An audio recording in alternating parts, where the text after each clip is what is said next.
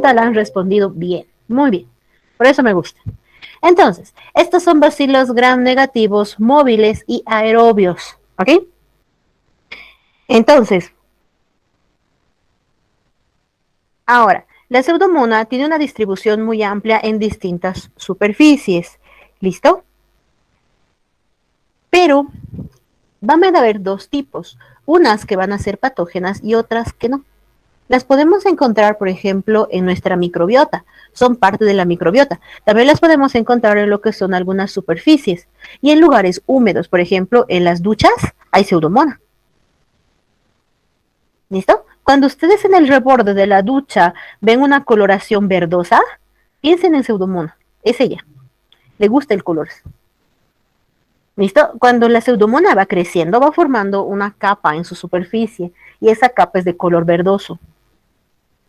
Entonces, si ustedes ven entre las rendijas del baño y después van a ir viendo que estas superficies, ahí tienen ustedes reproducción de la bacteria. Ya dentro del hospital se comporta de forma diferente, es muy, muy agresiva. Libera endotoxinas, exotoxinas, enzimas, entonces se convierte en una enfermedad que es de mucho, mucho cuidado. ¿Listo? Entonces, ya saben, tenemos pseudomonas en distintas partes, van a ver algunas que son más buenas, que son las que están en nuestra microbiota porque nos protegen, y tenemos también algunas que son las intrahospitalarias, que van a ser extremadamente agresivas. Vamos a poder tener infecciones por pseudomonas en los ojos, cuando después de alguna operación o algún procedimiento ocular, en heridas, porque es parte de la microbiota, como infecciones urinarias. Esto ya es intrahospitalario. O sea, tengo un pacientito al cual he colocado una sonda, pero al colocar la sonda he contaminado la punta.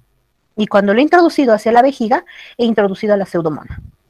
Quemaduras. Entonces, personas que tengan una gran extensión de piel quemada, también pueden tener a la pseudomonas. Y también puede producirme algunas enfermedades respiratorias. Y de esta manera puede llegar hacia los pulmones. Y también me va a dar una neumonía por pseudomonas. ¿Listo? Entonces, estos son los 5 lugares que son más frecuentes para la pseudomonas. También puede estar en distintos otros lugares, puede llegar al sistema nervioso central, riñones, folículos, etcétera. Todo va a depender de su diseminación. Perdón. Ahora, esta es una bacteria gram negativa, ¿listo? Es móvil. A veces viene solita y otras viene en pares o va formando cadenas cortas. Es un bacilo aerobio obligado. Sin oxígeno se muere. ¿Listo? Se multiplica muy rápidamente y con mucha facilidad en distintos medios de cultivo. Entonces, para que nosotros lo cultivemos, no va a haber mucho trabajo ni mucha molestia. ¿Listo? ¿Por qué? Porque va a crecer rápidamente en cualquier lugar, en cualquier medio de cultivo. Si lo vamos a cultivar en el agar sangre, me va a producir hemólisis. Ahora, estructura antigénica y toxinas. Como les decía, es parte muy importante de esta bacteria, las toxinas, exotoxinas, endotoxinas y enzimas que va a producir, porque depende de estas el daño que va a lograr.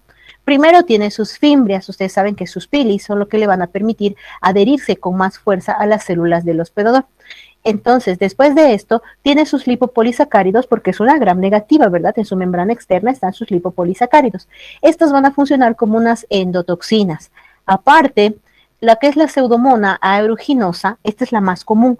La que está dentro de los hospitales es esta, la pseudomonas aeruginosa, ¿ok? Entonces, esta va a empezar a liberar enzimas, va a liberar en las tasas, proteasas y 2 hemolicinas. Las elastasas, bueno, las proteasas le van a ayudar a destruir lo que van a ser las proteínas de las células del hospedador. También libera fosfolipasas. En la célula del humano, en la célula de la persona, ¿dónde hay fosfolípidos? La membrana. En la membrana celular. En la membrana celular. Muy bien. Entonces, si tiene fosfolipasas, ¿qué me va a destruir? La membrana. A los fosfolípidos que están conformando la membrana plasmática. Ok, entonces me va a destruir a las células del hospedador. También, estas sus proteasas me van a destruir las proteínas. ¿Qué son los anticuerpos? Proteínas. Proteínas. Entonces, ¿el sistema inmunitario adaptativo va a poder destruirlo como se debe? No. No, ¿verdad? ¿Por qué? Porque cuando los anticuerpos intenten atraparla, esta va a liberar sus proteasas que pueda destruir a mis anticuerpos.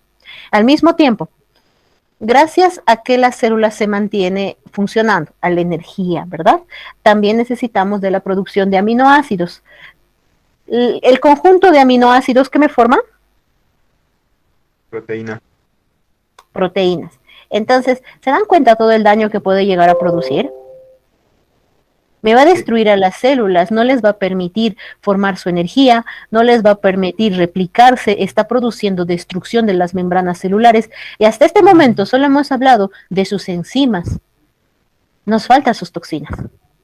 ¿Listo? Entonces es por eso que esta bacteria es muy agresiva. Ya saben, sus lipopolisacáridos son endotoxinas. Cuando la bacteria muere, libera sus endotoxinas, su lípido A, y esto me va a producir destrucción en las células. Mientras esté viva, me va a liberar lo que son sus enzimas, que me van a destruir células, y al mismo tiempo va a ir secretando exotoxinas. Tenemos una de las más importantes, es la exotoxina A, o también llamada como toxina A. Esta toxina causa necrosis en los tejidos. ¿Qué es necrosis? Muerte celular. Muerte.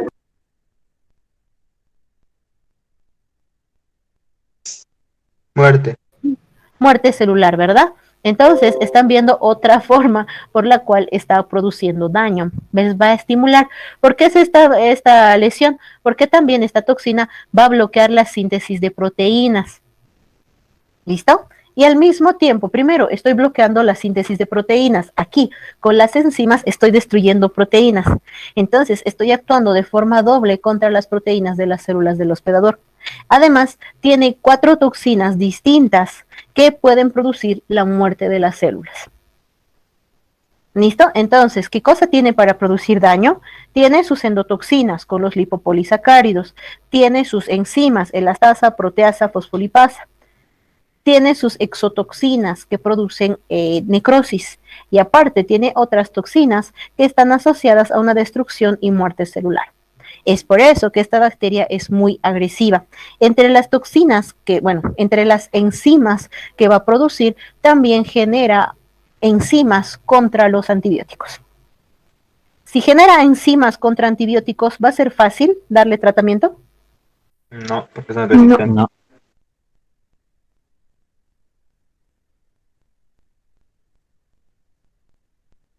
No. Muy bien. Entonces, si se dan cuenta, ahora entienden por qué los médicos respetan esta bacteria, ¿verdad? 1, es agresiva, 2, genera resistencia y muta muy rápido. Entonces, las probabilidades de que cause mayor daño aumentan. ¿Tienen alguna duda hasta este punto? ¿Vamos bien? A la 1, a las 2, 3, listo. La patogenia tiene una acción más agresiva cuando va a ingresar a una zona que ya está lastimada. Mucho he hablado el día de hoy. Entonces, por ejemplo, en caso de quemaduras. ¿Listo? En una quemadura la piel ya está dañada. Entonces, el daño que va a poder producir la bacteria es mucho mayor. Es una complicación de cuando nosotros como personal de salud bueno, ahora sí, cuando nosotros como personal de salud vamos a contaminar de alguna manera nuestros catéteres o nuestras sondas, entonces nosotros, ¿quiénes colocan la sonda Foley? Los internos. ¿Quiénes pueden introducir a la pseudomona hacia lo que es la vejiga? Los internos. ¿Quiénes van a ser internos de aquí a 4 años? Ustedes. Entonces, si ustedes manejan de mala manera la sonda y la contaminan, y justo en el hospital había pseudomona, lo que van a causar es que la pseudomona llegue hacia la vejiga y produzca una infección urinaria, que rápidamente va a llegar hacia los riñones y puede ser una sepsis. ¿Listo? Entonces, cuando ustedes coloquen la sonda, tienen que ser muy cuidadosos. Ahora, neutropenia. Neutropenia significa los neutrófilos bajos. ¿Listo? Puede estar asociado, por ejemplo, al tratamiento del cáncer o a enfermedades autoinmunes. Pero la neutropenia, si tengo neutrófilos bajos, ¿qué se va a afectar? ¿La inmunidad innata o la adaptativa? Son llamados neutrófilos o polimorfonucleares. ¿A cuál se va a afectar? La inmunidad innata. Innata. Innata. Muy bien. Entonces, la que se va a afectar es la inmunidad innata, porque vamos a afectar la fagocitosis. ¿Listo? Entonces, cuando ustedes tienen un paciente neutropénico, piensen en fallas en la inmunidad innata asociado a esto. ¿Listo? Entonces, las bacterias se van a adherir fácilmente hacia la piel y también hacia las mucosas, donde van a empezar a crecer y desarrollarse rápidamente. Y, dime. Una consulta, cuando cualquier invasión de dispositivos como son catéteres, ondas, ¿siempre se produce esto de la pseudomonas? No, la verdad es que no siempre se va a producir, solamente va a ser cuando la pseudomona esté en el medio. Generalmente está en los hospitales, en áreas contaminadas, pero nosotros la introducimos cuando, digamos, estamos colocando la sonda y hemos golpeado, digamos, la cama, las sábanas o lo hemos dejado sobre el carrito de curación, ya la parte de la sonda ya abierta y la hemos dejado ahí, la hemos colocado. Entonces estoy contaminando la punta. Cuando yo introduzca la permanencia, digamos, si vamos a tener una sonda fija, digamos, por varios días, entonces aumentamos el riesgo de que si es que la pseudomona está en el medio, pueda adherirse a la sonda e ir ascendiendo por la zona hasta llegar hacia la vejiga. Ok, doctora, gracias.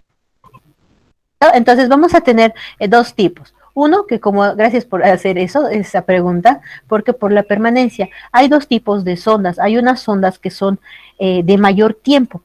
Entonces van a ser, por ejemplo, de 2, 3 semanas hasta de un mes. Cuando tenemos un paciente que tiene algún problema prostático, o ya es tan viejito que no le pasa. Esperen, voy a buscar una imagen y les muestro bien, ¿ya? Espérenme un ratito. Y así nos desviamos del tema, pero es interesante. Próstata. Okay. Les voy a mostrar la imagen para que me entiendan mejor, ¿ok? Pam, pam, pam, pam. Aquí. Ok, copiar. Ahora sí. Entonces, cuando nosotros vamos a colocar la sonda al balón, la sonda va a ingresar por la uretra, va a hacer esta curva y va a pasar por la próstata. Cuando nosotros tenemos en un paciente adulto mayor la hiperplasia prostática benigna, la próstata crece tanto que va a obstruir o va a comprimir lo que es la uretra, entonces el paciente no puede orinar. A veces se retira la próstata, etcétera, pero a veces también se tiene que dejar al paciente después o antes de la operación con la sonda. La sonda Foley ingresa por aquí, llega hasta la vejiga y se queda ahí, se mantiene fija ahí. ¿Por cuánto tiempo? Hay algunas sondas que podemos tenerlas hasta un mes. Entonces, mientras más tiempo yo esté con la sonda, hay probabilidades de que la bacteria pueda ingresar por la sonda e ir ascendiendo hasta llegar a la vejiga. ¿Listo? Entonces, ustedes cuando coloquen la sonda Foley, primero tienen que tener mucho cuidado. Dime. Pero eso es lo que me iba, o sea, si por el tiempo, siempre así dispositivos o sondas, necesariamente tiene que ser la pseudomonas o puede ser otra bacteria.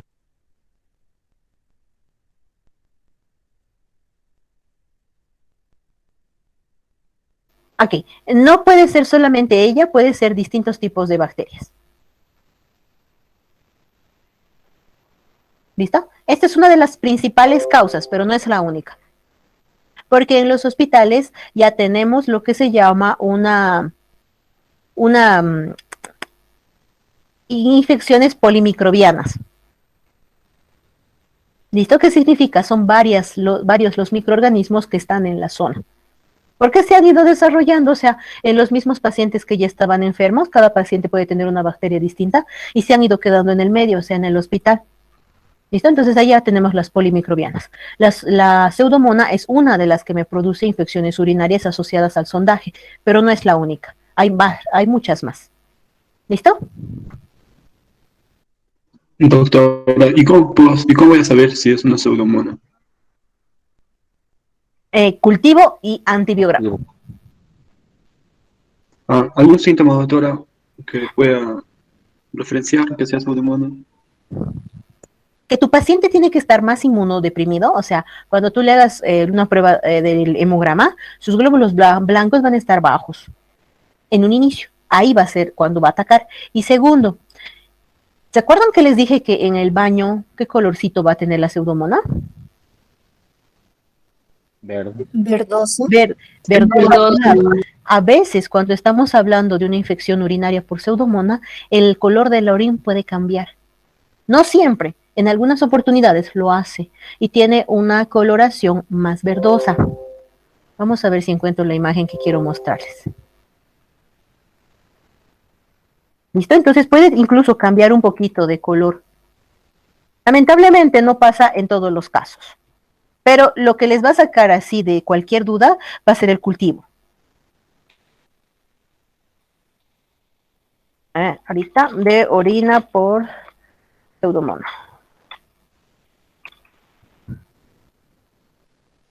Ok, no hay. ¿Listo? Pero como les digo, en algunas oportunidades puede presentar este cambio en la coloración, pero la mayor parte de las veces, cuando ustedes hagan lo que va a ser su cultivo, ahí lo van a encontrar. ¿Listo? No encuentro, pensé que esta vez sí. ¿Ok? Entonces, lo que les va a ayudar al diagnóstico definitivo va a ser el cultivo y el antibiograma. ¿Listo? Ahora les voy a mostrar cómo es en las heridas. En las heridas se nota más. El lipopolisacárido va a actuar, ya saben que los lipopolisacáridos llegan a ser pirógenos exógenos, ¿verdad? Entonces voy a tener fiebre. Cuando la bacteria llegue al torrente sanguíneo, o sea, voy a tener una bacteremia, y esto me puede llevar a un estado de choque. También, como va a estar recorriendo distintas partes del cuerpo, puede llegar hacia los riñones y me va a presentar una oliguria, puedo tener leucocitosis o leucopenia, coagulación intravascular diseminada y el síndrome de insuficiencia respiratoria en el adulto. Ahora, la fiebre, ¿por qué? Lipopolisacáridos. Estado de choque, ¿por qué? Voy a tener la liberación, cuando la bacteria esté en la sangre, va a empezar a liberar un montón de citocinas. Después de las citocinas, voy a tener que la bacteria va a seguir eliminando lo que van a ser sus exotoxinas y sus toxinas. Estas exotoxinas y toxinas van a tener contacto con mis células de la sangre, las van a ir destruyendo y que voy a tener leucopenia, o sea, mis células blancas están bajando. También voy a tener una coagulación intravascular diseminada. ¿Por qué? Porque me va a alterar lo que son los factores de la coagulación, estas sus enzimas y sus enzimas, sus toxinas.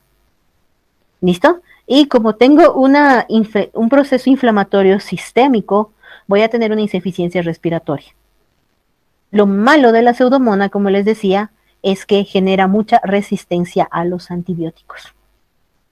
Entonces, ingresa la bacteria, se une hacia los receptores de mis células epiteliales. Una vez que se ha unido, va a empezar a liberar lo que van a ser sus endotoxinas, sus endo y sus exotoxinas. Va a liberar sus proteasas que van a afectar la síntesis de las proteínas. Y también va a liberar lo que son sus folipasas que va a destruir la membrana de las células del hospedador. Al mismo tiempo, va a liberar su exotoxina A para poder destruir y producir necrosis en las células. Entonces, va a atacar con todo a las células epiteliales. ¿Para qué? Poder llegar al torrente sanguíneo. Una vez que esté en el torrente sanguíneo, me va a producir bacteremia y, estando en la sangre, va a poder ir a cualquier parte del cuerpo. Ahora, una vez que ha llegado, ha empezado a colonizar, ha empezado a destruir, pero van a venir mis células de defensa, ¿verdad? Van a intentar detenerle. ¿Qué va a hacer? Va a empezar a formar una capa, una cubierta. ¿Listo? Se va a cubrir, en otras palabras. Esta cubierta tiene una coloración verduzca. Esta cubierta le permite esconderse de lo que son mis células de defensa. Y también cuando mis polimorfonucleares, mis macrófagos, intenten ingresar para atrapar a la pseudomona, no van a poder, van a quedar atrapados aquí. Entonces no voy a tener inmunidad innata en la zona. ¿Listo? Primero porque las va a destruir. Segundo, por esta capa que va a ir colocando sobre su cubierta. Y se va a ver así, de esta manera. ¿Listo? Entonces esa es otra de sus características. No sé si tienen alguna duda, pregunta, algo en esta parte. Aquí, doctora. Doctora, dijo que cuando el paciente tenía en el tracto urinario, orinaba de un color, ¿sería verde, verdoso, sería verdoso también o qué color es? Sí, en algunos casos, lamentablemente, como les digo, no va a ser el 100% de sus pacientes, pero algunos de sus pacientes que tengan infección urinaria por pseudomonas puede presentar cambios en la coloración de la orina y la orina va a ser verde azulada, como este colorcito así, o este colorcito. Lamentablemente no son todos los casos. Si fueran todos los casos, o sea, se imaginan, estoy orinando verde, pseudomona, listo, tratamiento. No, lamentablemente no son todos, pero sí, algunos pueden tener ese cambio en la coloración. Pero sobre las heridas, cuando es una infección aguda, o sea, solo me va a producir destrucción, pero mientras más tiempo pase, va a ir generando esta cubierta y esta cubierta le va a proteger, le va a permitir reproducirse más y le va a además permitir sobrevivir, le va a proteger del sistema inmunológico. Y eso que aparte, saben que ella por sus toxinas, enzimas que va a producir, ya solita y está atacando al sistema inmunológico, pero gracias a su capa de biofilm tiene una mayor protección. ¿Ok? ¿Se entiende por qué esta es tan inteligente? Bueno, no. ¿Por qué esta puede llegar a producirnos enfermedades graves? ¿O tienen alguna duda? Doctora, Dime. pregunta. Es intrahospitalaria nada más, ¿no? O puede ser extrahospitalaria también. Puede ser extrahospitalaria porque es parte de nuestra microbiota, pero si es extrahospitalaria no te va a producir muchas complicaciones, va a ser muy simple de tratar. ¿Por qué? Porque no tiene la resistencia, no tiene tantas enzimas, entonces va a ser una bacteria muy tranquila de tratar. Pero cuando sea intrahospitalaria, te va a dar lucha, no les va a dejar que cumplan con todo el tratamiento. Porque a veces, o sea, el daño que produce en el hígado y en el riñón es tan grande que ni siquiera le podemos dar el tratamiento que corresponde. ¿Por qué? Porque le va a producir un mayor daño. Es como que si le doy el medicamento, puedo acelerar que el paciente muera. Y si no le doy, va a morir. Entonces la pseudomonas es una de esas bacterias que al final te hace poner en una balanza qué vas a hacer. O dañarle más el cuerpo al paciente o dejarle sin tratamiento. Entonces, como no podemos dejarle sin tratamiento, nos vamos a arriesgar y vamos a intentar matar a la pseudomona, aunque el riñón y el hígado del paciente vaya a sufrir. ¿Listo?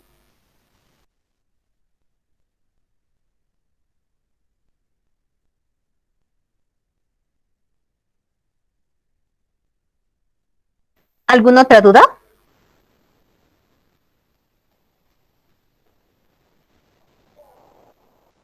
No, doctora. ¿Vamos bien? Aquí. Entonces, la clínica. Me puede producir heridas y hemos dicho que le gusta la piel dañada, entonces en heridas quirúrgicas, o sea, después de una operación, o en quemaduras, donde me va a originar este color de pus, color verdoso, azul verdoso. A veces, si no tenemos cuidado o se nos contamina el instrumental, incluso podemos contaminar al momento de realizar una punción lumbar y me puede dar una meningitis. Pasa lo mismo en la sonda Foyle y la contamino, va hacia la vejiga y va a llegar hacia el riñón. ¿Ok? También cuando estoy hablando de terapia intensiva o terapia intermedia, saben que ahí necesitamos respiradores, ¿verdad? Porque los pacientes no pueden respirar por su cuenta. Entonces se los conecta al respirador y a veces la pseudomona está en el respirador. Entonces va a llegar más rápidamente al pulmón. ¿Y qué va a hacer? Neumonía necrosante. Este que ustedes ven aquí es un pulmón. Estas cosas que ven negro es tejido pulmonar, mis neumocitos que han sido destruidos por la pseudomona. Entonces, esta es una de las infecciones más terribles cuando son intrahospitalarias. Esto es en un paciente quemado. El paciente tenía quemadura de segundo grado en la espalda, ha venido, les he dicho, le gusta la piel dañada, entonces ha aprovechado la extensa quemadura y ha empezado a reproducirse. Y vean, está por todo lado. ¿Qué voy a hacer en este caso? Cultivo y antibiograma. ¿Listo? Entonces, les he dicho, tenemos la aeruginosa, que es propia de los hospitales y es agresiva. Y tenemos las pseudomonas SPP. Se las llama SPP porque es como un general, ¿ok? Entonces, estas me pueden producir enfermedades muy ligeras, porque estas se encuentran en lugares húmedos, como son piscinas, eso de aguas aguas termales y también en lo que va a ser la ducha, las podemos encontrar. ¿Listo? O salas de hidromasaje, esas piscinitas que no están muy bien higienizadas, hay pseudomonas. Pero no es la oruginosa, no es la mala, solo es pseudomona. ¿Listo? Me puede producir una otitis externa leve. La anterior semana ya veíamos hacia dónde es otitis, ¿verdad? Entonces solamente la parte de la piel del oído. Y es leve, con el tratamiento más sencillo yo lo puedo tratar. Es más frecuente en nadadores. ¿Por qué? Porque todo el tiempo están en contacto con el agua. La zona de las orejas, o sea, de los oídos, el pabellón auricular, perdón, está húmedo, entonces la pseudomona puede crecer rápidamente. También me puede generar otitis externa invasora o maligna, y esto va a ser en pacientes diabéticos. Porque como hay una mala inervación, o sea, hay un daño ya en lo que son en mis nervios periféricos con los diabéticos, asociado a las alteraciones en el azúcar, me va a producir una mayor complicación. ¿Okay? Infecciones oculares después de una cirugía o un traumatismo muy importante en los ojos. Y me va a producir necrosis. ¿En los ojos? Sí. ¿Por qué? Por sus proteasas y por sus exotoxinas. En lactantes y niños y personas que tengan el sistema inmunológico comprometido, puede llegar rápidamente al torrente sanguíneo y me produce una septicemia mortal. Por ejemplo, en pacientes con quimio o radioterapia, pacientes con quemaduras muy grandes o pacientes con cáncer. ¿Listo? Entonces la sintomatología va a ser variada dependiendo de qué órgano está afectando. Pero eso sí, va a ser rápidamente progresiva. Si es que me va a afectar al pulmón, o sea, va a ser una neumonía que va a avanzar muy rápido a una insuficiencia respiratoria. Si va a ser en los riñones, va a ser una infección urinaria que va a pasar rápidamente de la vejiga hacia los riñones. Si es una infección, una sobreinfección sobre la piel, igual, rápidamente va a avanzar por la piel lastimada. ¿Ok? También podemos tener algunos casos la necrosis hemorrágica cuando tengo un cuadro de septicemia. Y también puedo tener el ectima gangrenoso. Esto es un tipo de enfermedad de la piel asociado a la pseudomona. En algunos pacientes, cuando van a una piscina mal clorada o que tenía pseudomona, a veces pueden desarrollar lo que es una foliculitis. Esto es que la pseudomona ha ingresado por el folículo y ha empezado a reproducirse. Como les decía, en bañeras de hidromasaje o piscinas. En la misma ducha nosotros también podemos tenerla.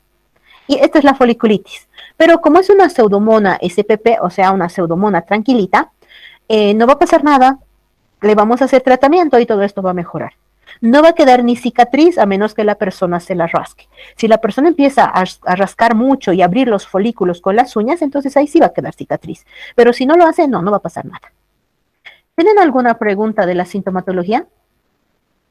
En los saunas, Anabel, si la sauna va a tener algún tipo de humedad, sí está ahí también. Y ya saben, vean la coloración verdosita. Si ven coloración verdosita entre las rendijas de los azulejos, pseudomona. Doctora, y en el caso de la infección ocular que dice que provoca necrosis, en ese caso el paciente quedaría ciego, ¿verdad? ¿O no? Depende del grado de lesión que me vaya a producir. Si es una lesión muy, muy marcada, o sea, sí. Si te afecta en especial la córnea y te produce necrosis de córnea, sí, tu paciente va a quedar ciego. O por lo menos va a tener una disminución en la agudeza visual. Ya, tenemos Terramicina. Dime. No, dije terramicina. Mira. Ah, ok. ¿Alguna otra pregunta?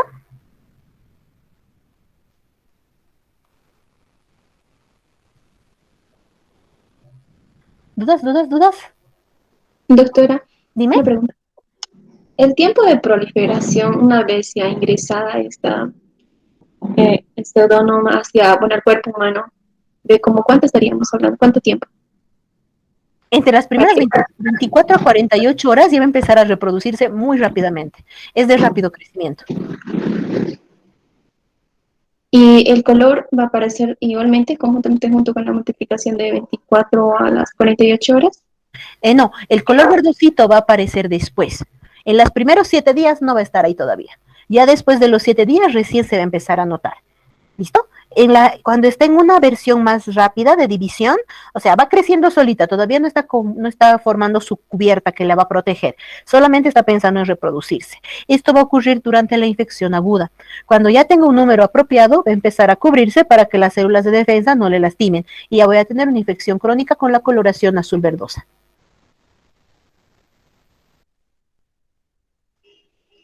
Gracias, doctora. Ok, vámonos entonces.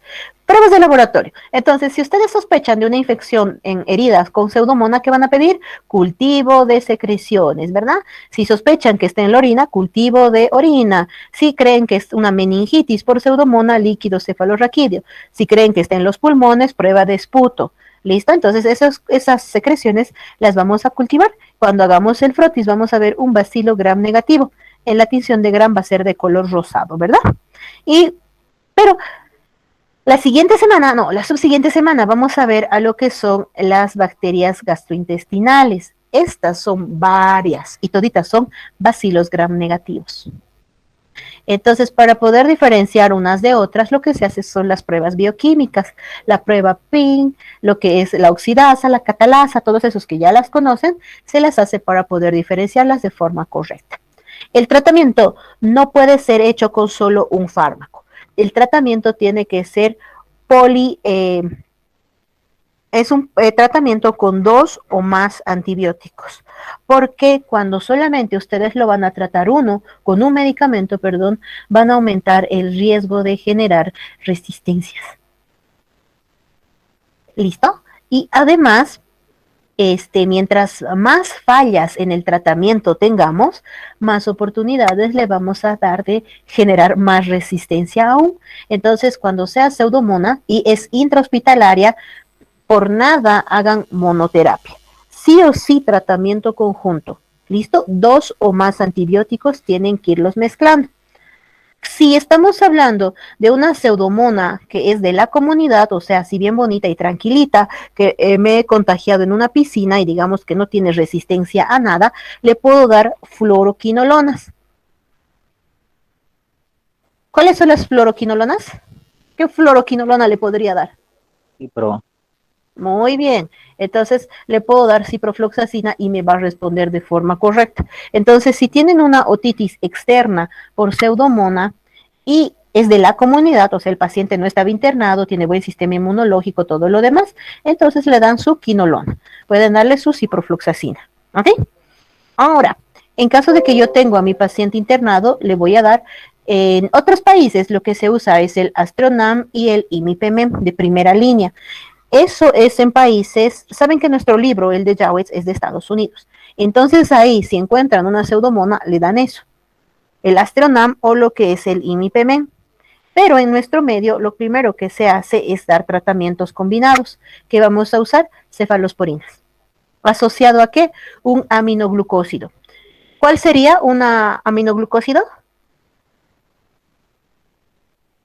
Gentamicina, ¿no? Muy bien, entonces lo que voy a hacer es darle gentamicina más lo que son las cefalosporinas. Puedo darle lo que es la ceftazidina asociada a la gentamicina, ¿ok? En países donde sí se cuente con lo que es el imipemén, o sea, en Bolivia hay, pero el costo es un tantito elevado. Entonces, si mi cultivo me dice que solamente le puedo dar el imipemén, ni modo, pagamos eso y le damos ese tratamiento. Pero si mi cultivo me dice que todavía puedo darle lo que van a ser las cefalosporinas, le doy las cefalosporinas. Así, dime. Cefalosporina de tercera o puede ser de primera más el aminoglucósido. Tiene que ser tercera o más. Recuerden, las de primera son contrapositivos o contranegativos.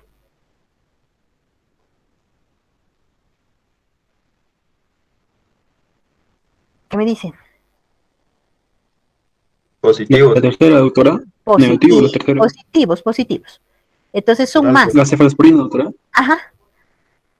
Listos son más entonces contra lo que son mis positivos. Entonces, mientras voy avanzando, o sea, los de segundo ya son positivos y poquitos sobre negativos, ¿verdad? Ya mejor. La tercera son buenos contra positivos y negativos y tenemos muy buen efecto contra lo que va a ser la pseudomona también.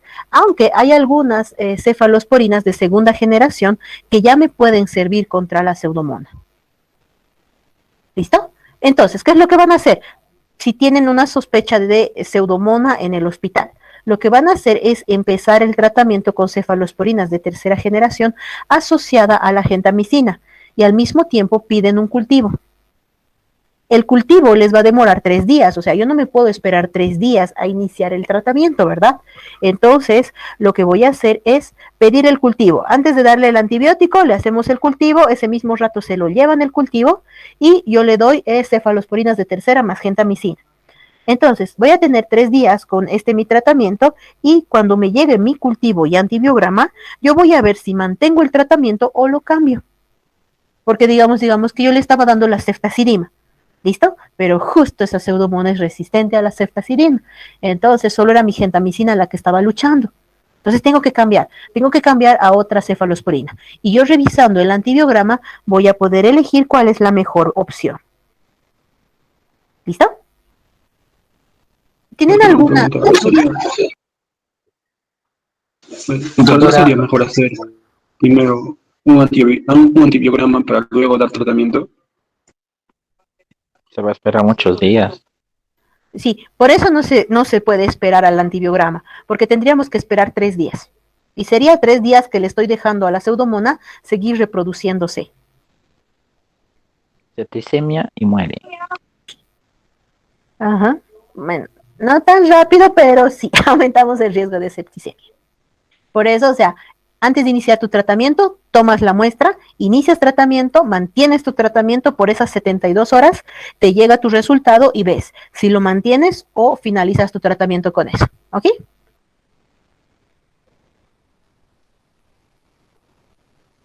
Sí, doctora. Muy bien. Doctora, puede ser cualquier aminoglucósido, ¿verdad? Sí, pero de los aminoglucósidos la más utilizada es la gentamicina. Las otras son más usadas para tuberculosis. Doctora. ¿Alguna otra pregunta?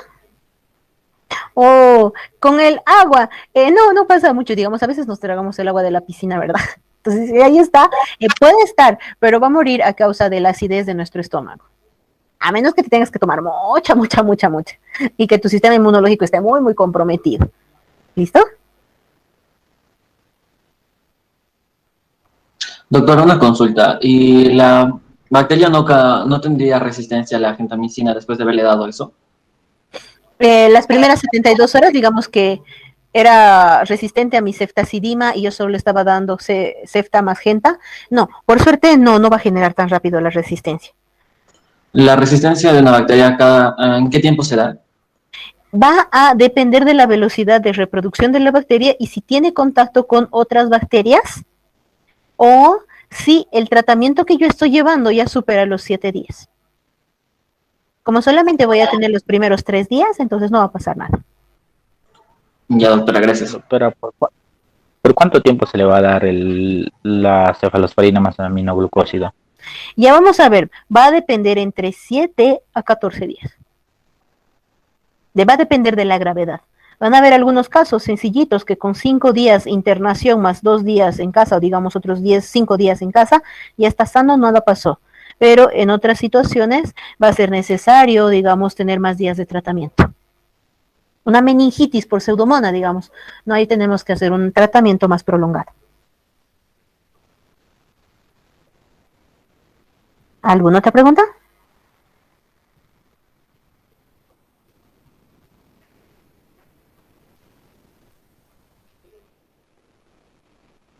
¿No? Nada, a la 1, a las 2, 3, listo. Epidemiología. Entonces, la aeruginosa, este tipo de pseudomona, es más frecuente en el medio intrahospitalario. ¿Listo? Entonces, con una buena higiene del hospital podemos controlarla. Y siempre se hace controles regulares, en especial en los quirófanos, para evitar que se reproduzca y me produzca muchas complicaciones.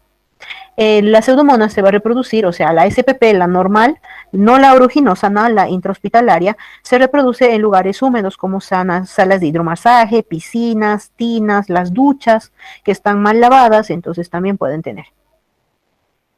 Vámonos a la siguiente bacteria, el micoplasma.